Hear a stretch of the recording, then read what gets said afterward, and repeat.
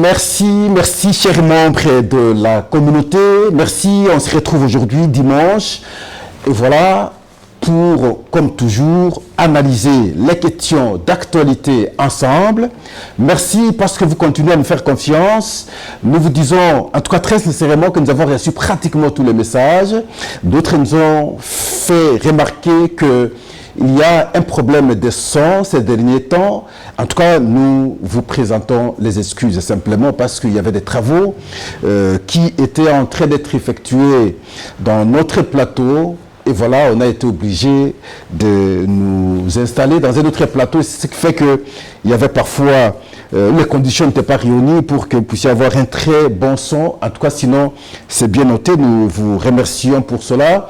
On se retrouve aujourd'hui pour analyser les questions comme nous l'avons dit, mais les questions vont tourner autour de réactions, de prises de position du président de la République vers les 2 derniers jours de la semaine. Les actualités vont tourner autour de la situation de l'Est. Non seulement avec les différentes attaques initiées par le M23, mais il faut comprendre en même temps que la contre-réaction des FARDC a produit des effets, et vous allez apprendre à travers cette émission, et sans ignorer les dernières mises en place dans l'armée où nous avons vu le déplacement de plusieurs généraux et la promotion de plusieurs autres. Nous parlerons maintenant du Conseil aussi, le Conseil de sécurité des Nations Unies, qui dans ses résolutions, il y a des propositions sur le mandat de la MONUSCO, encore ici sur la République démocratique du Congo, et la position des États-Unis, parce que ce mandat n'est pas correctement spécifié. Et c'est autant le point de vue de Pascal d'ailleurs. C'est autour de ça que nous allons analyser aujourd'hui. En tout cas, merci, ça nous va au cœur. Mais nous vous faisons en même temps remarquer que depuis un moment, nous n'avons plus les nouveaux adhérents. Nous devons avoir d'autres membres qui doivent venir élargir la communauté. Et nous devons interagir normalement. Parce que c'est ici, en tout cas, qu'on réfléchit objectivement et non ailleurs. Nous vous le disons pratiquement chaque jour. En tout cas, merci. Merci. Le président de la République, Félix-Antoine Tshisekedi, a échangé avec les députés et sénateurs, membres de l'Union sacrée, sa famille politique.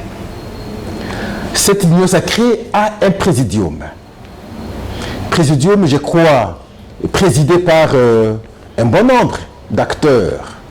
Vous allez citer Jean-Pierre Bemba, vous allez citer Mbosso, le citoyen, vous allez citer Vital Kamere, vous allez citer Modeste Bahati, vous allez citer Sama Lokonde, vous allez citer Augustin Kabouya. Je crois qu'ils sont au nombre de 6. Mais le problème sur les 6, jusqu'ici, c'est dans l'acceptation de la proposition du président de la République consistant à toucher à certaines dispositions de la Constitution pour que celle-ci s'adapte aux réalités de notre pays. Et nous avons suivi les réactions. Nous avons suivi la réaction d'Augustin Kabouya pour le compte de l'UDPS. Sans problème, très d'accord. Ils vont au-delà pour proposer le changement de la Constitution. Nous avons suivi la réaction de Jean-Pierre Bemba avec le MLC. Sans problème, très d'accord. Prêt même à pouvoir faire le changement de la Constitution. Nous avons suivi citoyen Mbosso, sans aucun problème. Très prêt à changer même la Constitution. Nous avons suivi la réaction de Sama Lokonde avec son parti politique, sans aucune condition. Mais la réaction de Modeste Bahati, il a estimé qu'il faut attendre les conclusions de la commission qui sera convoquée par le président de la République. Pour sa réaction à son temps, nous vous avons dit, oui, scientifiquement ça passe, mais politiquement ça ne passe pas. Parce que là, il n'est pas déjà d'accord avec la position du président de la République. Vous allez vous en souvenir, nous avons déjà alerté. Vital Kamere, oui, il n'y a pas de débat lorsqu'il faut parler de la révision de la Constitution, mais il n'est pas allé jusqu'au bout de la logique au cas où il était question de changer la Constitution. Le débat sur le changement de la Constitution, nous sommes revenus, nous vous avons dit, reviser, qu'on parle de la révision, qu'on parle du changement, en fait, compte, c'est une autre Constitution que nous aurons. Parce que la Constitution de 2006, qui a été révisée en 2011, n'est pas restée la même. Donc, pour nous, il s'agit de la révision du changement de la Constitution. Nous avons expliqué la fois passée. En tout cas, voilà aujourd'hui, le président de la République, en échange avec les députés et sénateurs de l'Union sacrée, il dit ceci, nous reprenons intégralement son propos. Je sers le pays avec mon cœur, de sorte que celui qui viendra après moi constate le sérieux avec lequel j'ai géré. Je vous demande de faire de même et que celui qui estime que cette voie que j'ai choisie ne lui plaît pas, il n'a qu'à aller ailleurs. Là, c'est le président de la République. Il propose la réforme d'ailleurs du présidium de l'Union sacrée.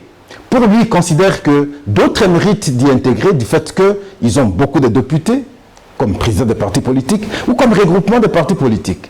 Et maintenant, sûrement, on va encore revoir les choses au sein de l'Union sacrée pour élargir maintenant la communauté, élargir le présidium.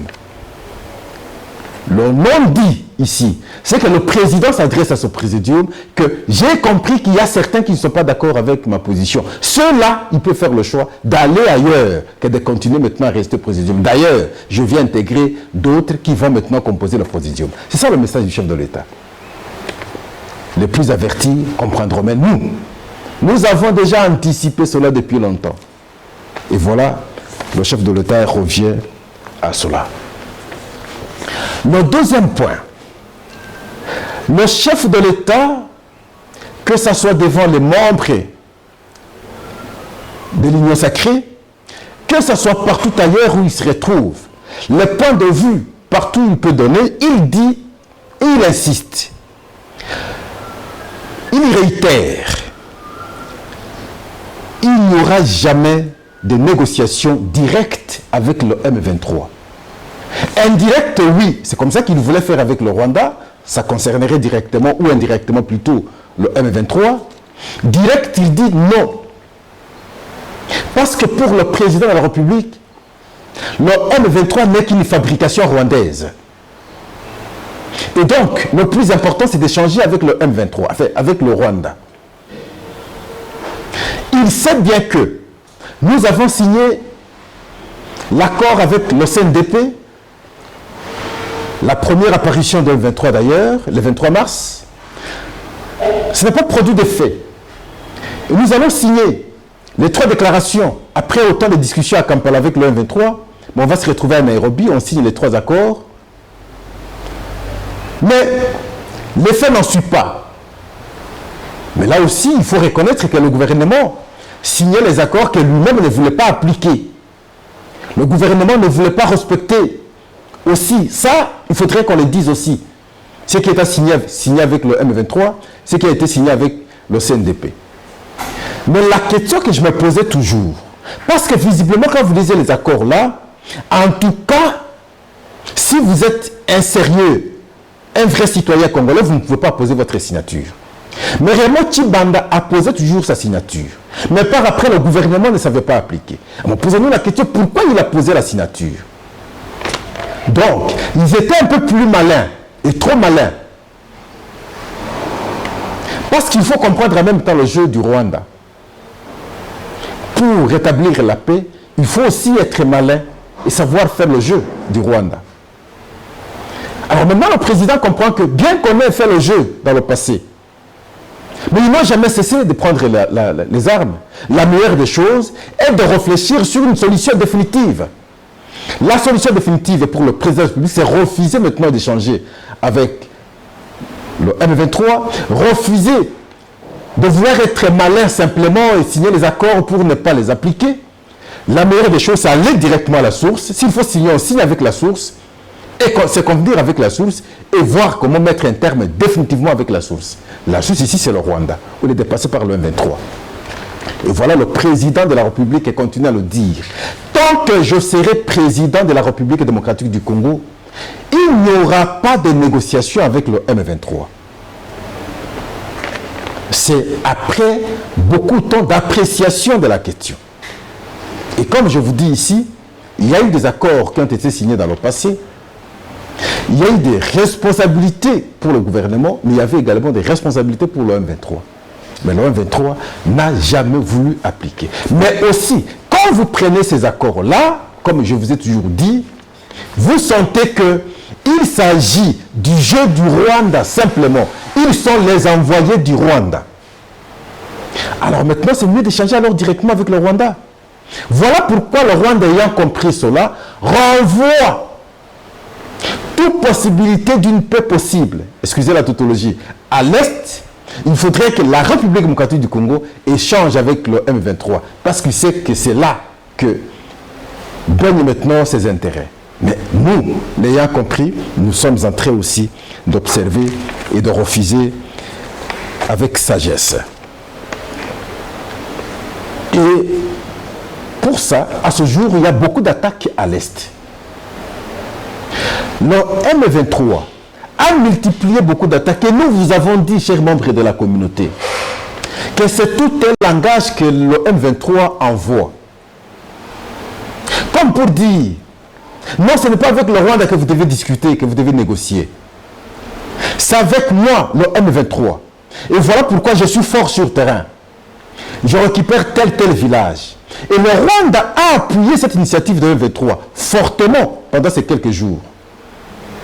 Heureusement, et je me rends compte qu'on est fort, parce que sinon, avec cette pression et impression qu'on a bien voulu donner, ils auraient dû avancer avec risque de prendre même Goma. Mais ils n'ont pas pu. Et donc, ils ont développé, enfin, ils ont ouvert beaucoup de fronts d'attaque.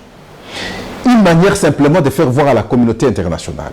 Une manière de vouloir faire maintenant fléchir le président de la République, Félix Antoine Tshisekedi, afin qu'on envisage des négociations directement avec le M23. On a dit niet. Et voilà au moment où nous sommes en train d'organiser l'émission. Des attaques se font. Les FARDC attaquent les M23. Et ils sont parvenus, ensemble avec les Wazalendo d'ailleurs, à récupérer la localité Mambasa. C'est une importante localité à Lubero. Et également le village Kanyambi. Et c'est là qu'il y avait d'ailleurs même le bastion de M23. Enfin, l'un des bastions, il faut le dire. Et on a récupéré. Kanyambi a été récupéré. Depuis hier. Et la guerre continue. Les FARDC plus que déterminés. Même si, il y a 2-3 jours passés, vous aviez vu à travers les différentes vidéos, ils se réjouissaient parce qu'ils prenaient par surprise, bien entendu, dans cette impression qu'on voulait faire voir au monde qu'ils sont forts. Ils réussissaient à prendre 1-2 villages. Mais maintenant, il y a des répliques.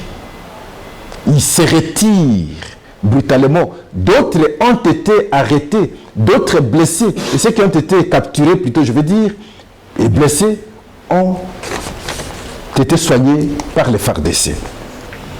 Parce qu'on a compris, à un certain moment, qu'il y avait une certaine légèreté. Le président de la République a pris la décision, en fait de compte, de nommer, de faire déplacer certains généraux, surtout ceux commis au commandement. Parce qu'on a constaté qu'ils étaient en train de faillir. Ah là, je suis très d'accord. Et je veux dire ceci. Le Rwanda est très fort dans la manipulation. Le Rwanda est très fort dans l'infiltration. Le Rwanda est très fort dans la corruption. Il ne faudrait pas qu'un général, dans ce champ des opérations, reste pendant longtemps. S'il est là pendant s'il est là, il totalise une année, il faudrait qu'il soit déplacé et les autres peuvent continuer l'opération. Parce qu'avec estimation de mon point de vue, qu'il aurait, je n'affirme pas, qu'il aurait été contacté par les services rwandais. Il peut être tenté parce que ce sont des humains. Et c'est comme ça que le Rwanda opère. Et vous aviez suivi, après, en tout cas, cette mise en place, beaucoup d'interrogations ont été soulevées au Rwanda. Il s'agit d'une détermination de la République démocratique du Congo. Mais nous disons simplement à ces généraux qu'on envoie à l'Est, à ces militaires qu'on envoie à l'Est, d'être plus citoyens, plus nationalistes, défendre le pays. Il y a un ami de la France qui me pose la question, mais Pascal, au-delà de l'appui de la France, comme vous le dites souvent, au-delà de l'appui de la Grande-Bretagne, comme vous le dites souvent, au-delà de l'appui de l'Amérique, comme vous le dites souvent, mais ce n'est pas ces pays qui sont sur le terrain. Pourquoi nous ne pouvons pas, nous déterminer avec le nombre que nous avons, les armes, on peut les avoir et gagner la guerre? Comment on peut accepter que de temps en temps, on soit humilié par le petit Rwanda? Il n'est pas bête lorsqu'il pose une telle question. Il a raison. Mais de notre côté, c'est l'organisation, c'est l'engagement, la détermination, le sérieux. Ne pas être corruptible. C'est dans ces conditions qu'on peut avoir des militaires très déterminants à l'est du pays. Lorsqu'il a l'argent pour les militaires en bénéficient et réceptionnent sans problème. Lorsque c'est la tenue, les militaires réceptionnent leur tenue sans problème. Lorsque c'est les munitions, les armes qui soient compatibles, et les militaires reçoivent ça sans problème. Et vous verrez que nous serons déterminants.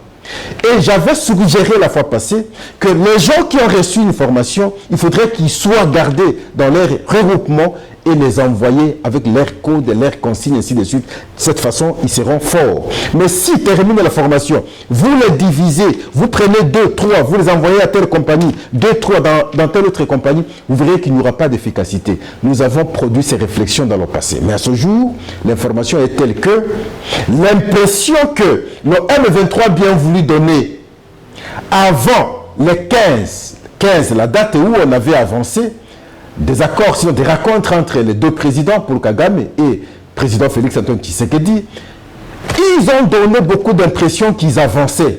Même après cette date, il fallait multiplier beaucoup d'attaques pour chercher à convaincre le monde entier qu'il faut négocier directement avec le M23. Mais vous allez voir aujourd'hui que ça commence à s'estomper, simplement parce qu'il s'est agi d'une simple impression. Et maintenant, il y a une réorganisation du côté FRDC. Nous allons voir dans les jours à venir ce que ça va donner. En tout cas, merci. On continue. Et voilà, malgré tout cela, c'est le Conseil de sécurité des Nations Unies qui va se rencontrer. Le Conseil propose encore un an de mandat pour la MONUSCO. Sa mission qui est en République démocratique du Congo avec un effectif plutôt de 11 500 casques bleus. Mais cette proposition du Conseil de sécurité des Nations Unies n'a pas plu aux Américains. Pour les Américains, ce mandat est non explicite. C'est l'avis également de Pascal. Surtout dans une période où tout le monde sait que le Rwanda attaque la République démocratique du Congo via le M23. Et le même Conseil de sécurité qui a le rapport de ces experts qui ont démontré clairement que le M23, c'est le Rwanda, le M23 est à plus de 50% appuyé ou appuie le Rwanda. Et voilà, le Conseil de sécurité, le même Conseil de sécurité, propose un mandat sans spécifier le mandat, sans expliciter le mandat. Autant les Américains ne sont pas d'accord, autant Pascal ne s'est pas accepté cela. Et pour les Américains, la désapprobation de Washington, l'inaction verbale équivaut à un manque de courage politique. Refuser d'appeler un chat par son nom, c'est trahir les principes même des Nations Unies. Les États-Unis regrettent vivement que certains membres du Conseil de sécurité aient bloqué toute formulation mettant en lumière la responsabilité directe du Rwanda. Cette omission nuit non seulement à la vérité, mais entrave également les efforts internationaux pour rétablir une paix durable. Mais c'est contradictoire, de mon point de vue, que le Conseil de sécurité, dans la proposition de prolonger le mandat de la MONUSCO, ne puisse pas spécifier le mandat de la MONUSCO. Posons-nous la question en même temps, nous, Congolais. Quel est le prévalu de la présence de la MONUSCO à ce jour sur notre sol? Je dois vous rappeler un moment que la population de Goma s'opposait à la présence de la MONUSCO. Et dernièrement, c'est ce qui a conduit ce qu'on appelait les fusillades plutôt des Congolais à Goma. Et le procès, je ne sais pas quand ce sera organisé, d'ailleurs, une partie a été organisée d'ailleurs. Et voilà, parce que simplement la population ne savait pas comprendre que la MONUSCO soit présente et que le M23 continue à nous attaquer sans qu'il y ait une réaction ferme de la MONUSCO. Quelle est sa mission véritablement? La protection de la population, c'est à quel niveau? Et voilà pourquoi cette population voulait se séparer simplement de la MONUSCO. Et qu'on parle maintenant du mandat, et notre mandat d'un an, mais on ne spécifie pas qu'est-ce qu'elle va faire la MONUSCO. Elle sert à quoi ce jour? Et 11 000 hommes, pour quel travail? La question que beaucoup de Congolais se posent. Et les États-Unis ont donné leur avis. D'accord, mais vous êtes la grande puissance. Ici, nous, en RDC, nous vous accusons, vous, les Américains, d'être en complicité avec le Rwanda contre nous. Et si au Conseil de sécurité, vous savez prendre une telle position, mais pourquoi ne pas seulement instruire ce Rwanda-là? Et nous savons que vous êtes en intelligence. Question d'instruire le Rwanda et vous verrez que la guerre va prendre fin. On aurait l'impression que vous aussi, vous n'avez pas une position claire. Ce n'est pas par une simple déclaration que nous pouvons être convaincus de votre position. En tout cas, merci. Dans tout cela, parce que nous vous avons parlé ici que la population de Goma à un certain moment s'est manifestée contre la MONUSCO, dans tout cela, il faut la sensibilisation. En rapport avec ce qui se passe à l'Est aujourd'hui, chers membres de la communauté, chers membres congolais, il faut une sensibilisation de l'opinion, il faut une sensibilisation de la population. Pourquoi il n'y a pas de sensibilisation à ce jour? On aurait l'impression qu'on se contente de ce qui arrive, qu'on laisse seulement aux militaires de faire le travail. Non, le problème n'est pas que militaire. Pourquoi il n'y a pas de sensibilisation? Pourquoi il n'y a pas d'appui? Aujourd'hui, par exemple, il y a beaucoup de réfugiés. Plus de 100 000 réfugiés aujourd'hui. Mais pourquoi nous, Congolais, nous ne savons pas nous organiser pour appuyer nos citoyens qui sont dans des conditions difficiles aujourd'hui à cause de la guerre leur imposée? Pourquoi? Pourquoi nous ne pouvons pas, nous, à travers nos déclarations, nos marches, autrement que vous pouvez imaginer, faire passer le message que nous ne sommes pas d'accord? Pourquoi? Pourquoi sommes-nous aujourd'hui, nous? Pourquoi nous sommes trop distraits? On est trop distraits. Par quoi, par exemple? Pendant que les amis réfléchissent, nous avons la question de la guerre. Pendant que les autres réfléchissent comment aller à la Lune. Pendant que les autres réfléchissent comment transformer le monde. Nous sommes dans la compréhension de la Bible. Ce n'est pas mauvais parce qu'il faut chercher aussi l'après cette vie. Nous n'avons pas d'autres moyens de préparer l'avenir. Nous sommes distraits. Nous sommes très distraits. Vous allez suivre des prédications, nous sommes à la fin de l'année. C'est l'année de la perfection. C'est l'année de bénédiction.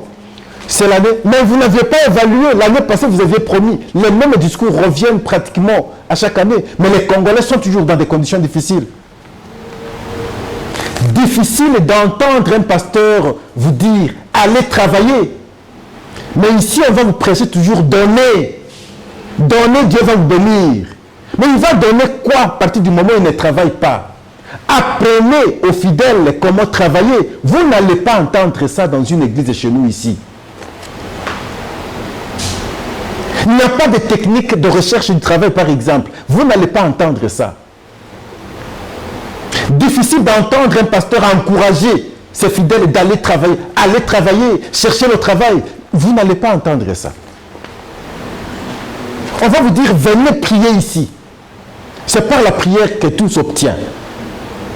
Et quand vous venez prier, donnez, offrez à Dieu. Celui qui donne recevra plus que ce qu'il donne. C'est finalement quel pays comme ça? On est tellement distrait. Nous sommes hors plaque. Pendant que les amis réfléchissent comment créer ceci, tel réseau, ainsi de suite, nous sommes dans les... Je ne sais pas.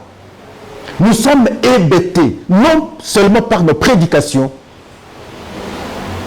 mais également par notre culture pratiquement.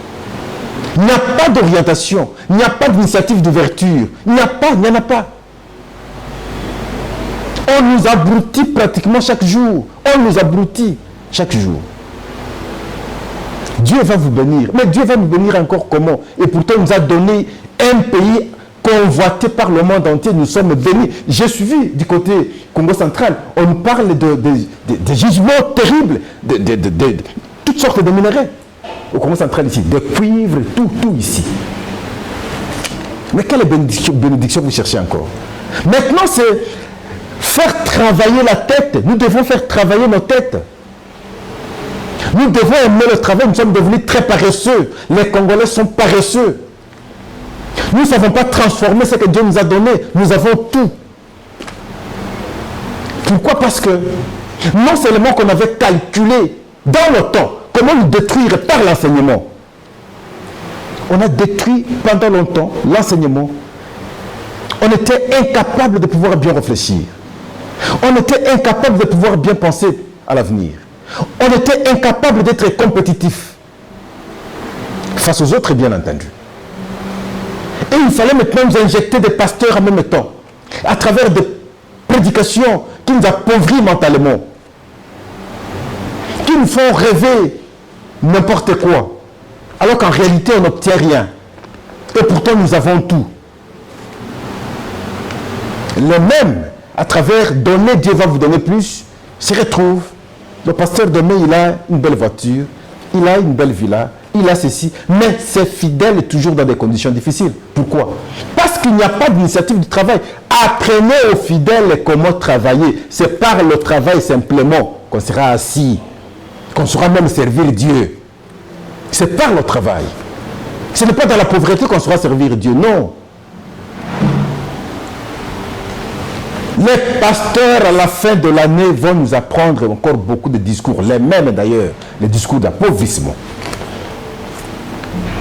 les discours de bêtement. Et ça, nous nous disons à travers ce plateau, ce n'est pas intéressant, nous devons cesser ce genre de comportement. Le pays est attaqué. Nous devons nous mobiliser, nous devons nous organiser. On peut initier des cadres de cotisation. Ça peut être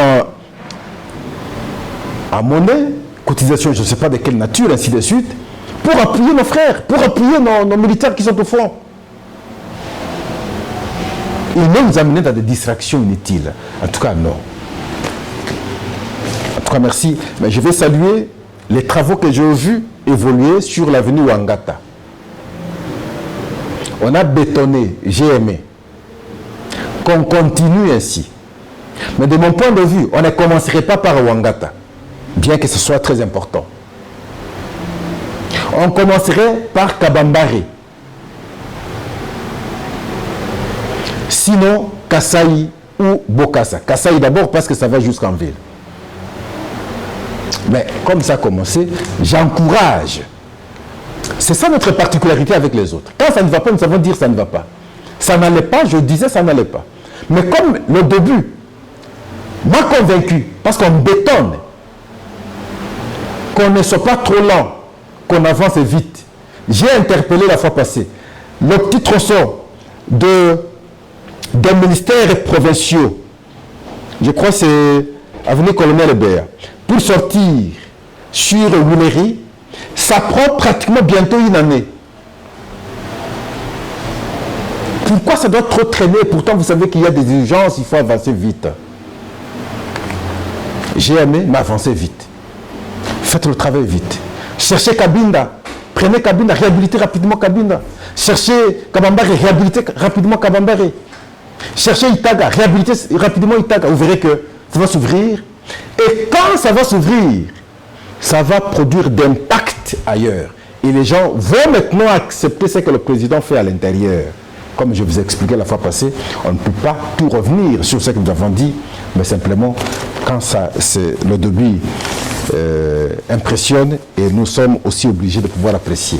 En tout cas, nous limitons aujourd'hui ici, tout en vous remerciant, en vous informant que, comme nous vous avons dit, on récapitule, le président de la République ne va pas échanger avec le M23, il refuse. Parce qu'il comprend que c'est le Rwanda qui est le vrai M23. 2. Nos FARDC ont commencé à récupérer des espaces. Bien que le M23, pour vouloir impressionner le monde, avait ouvert beaucoup de fronts. Parce que simplement, il faudrait convaincre le monde qu'il faut échanger plutôt avec le M23. Parce que le chef de l'État refuse d'échanger avec le M23. 3. Il faut comprendre qu'il y a eu le Conseil de sécurité des Nations Unies. On prolonge le mandat de la MONUSCO ici sur place, mais un mandat non spécifié. Les États-Unis et Pascal Oundje n'ont pas été d'accord, parce qu'il faut spécifier encore qu'il y a des rapports des experts des Nations Unies qui ont démontré clairement que le M23 est composé des Rwandais, donc le M23 c'est une fabrication rwandaise. Mais curieusement, l'ONU ne fait pas allusion à ces rapports et le mandat de la MONUSCO n'est pas spécifié. 4. Nous vous avons dit que le président de la République, dans le cadre de ses initiatives, il dit il ne va pas reculer. C'est lui, dans le cadre de sa famille politique Union Sacrée, qui ne sait pas s'accommoder à sa logique, ne peut que partir. Mais sinon, lui travaille pour le pays, il veut que c'est lui qui va le remplacer, constate que j'avais géré le pays avec conscience. Et pour ça, ceux qui veulent partir peuvent partir. Et moi, je propose élargir maintenant le présidium de l'Union Sacrée. Les membres de l'Union Sacrée qui ont beaucoup de députés, ou les regroupements qui ont beaucoup de députés, peuvent maintenant intégrer le présidium. C'est autour de ça que nous avons analysé aujourd'hui, en substance. En tout cas, merci. Au revoir.